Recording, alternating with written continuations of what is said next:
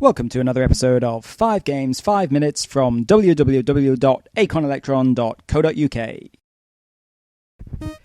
This is Diamond Mine, a quite drab and amateurish looking game that's more about quick reflexes than anything else. You're in control of a pipeline, which you control with the usual keys.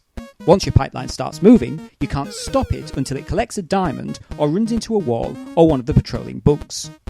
So the race is on to collect all the diamonds before time runs out. Your reward for doing that is to get to do it all over again. Perhaps most surprisingly though, there's no increase in difficulty, and the layout of the mine doesn't even change. Or so you might think. Actually, after you've completed level 3, the mine does change, but into a layout which is completely impossible. So, well, yes, ho-hum. It's not an easy game to play. You've really got to develop a feel for when to hit the keys, and the lengths you have to go to collect some of the diamonds can make the last few turns quite stressful. It does react well though, and it animates quite smoothly, saving graces for a quite underwhelming title.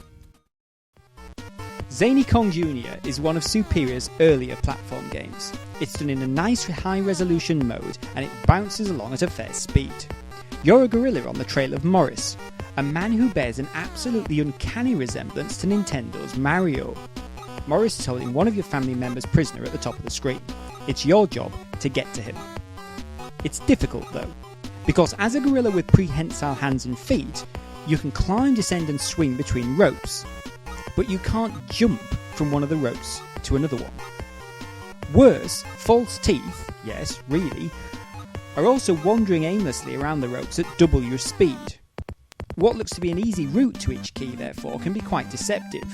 You find you need to return almost back to where you started from, just to get a few pixels across the screen.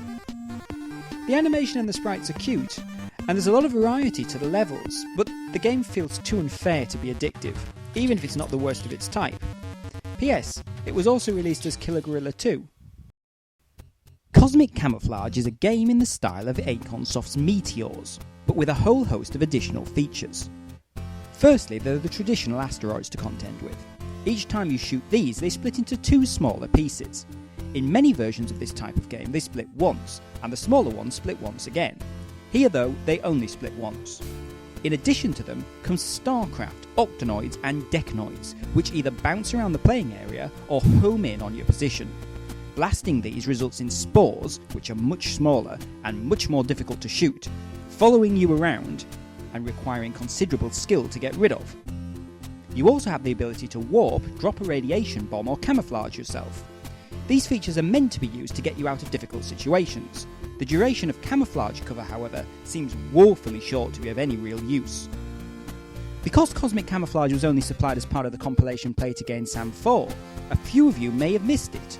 If so, check it out. It's a great game, smooth, addictive, and the natural progression of the Asteroids format. Alternative series of Triple Deckers starts its second compilation with Invasion Force. This is a humdrum version of Space Invaders, in which you pick off 16 descending invaders. It looks boring, and it plays the same way. The sprites never change, and there's no real increase in difficulty. Next up is Haunted House, a risible shoot-'em-up. The idea here is to collect all of the keys and the swords in each room, then make your way back to the door you entered it by.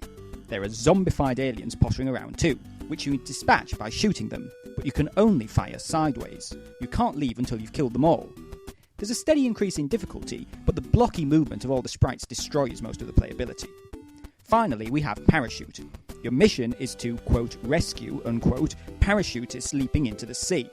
You have a little boat, and you have to try to move it so that they land in it. When they do, you have to take them to the shore.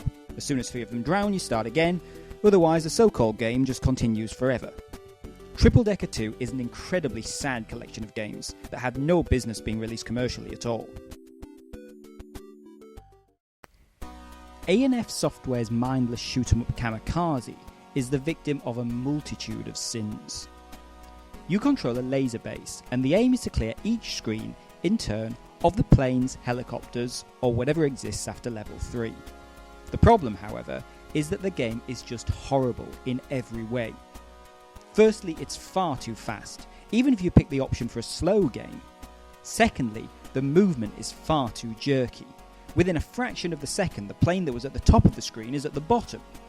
Thirdly, the game has spelling errors in the text and even in the on-screen title. Fourthly, survival all seems to be based on sheer luck rather than your playing skill. To play through a game of Kamikaze is to inflict retro game torture upon yourself.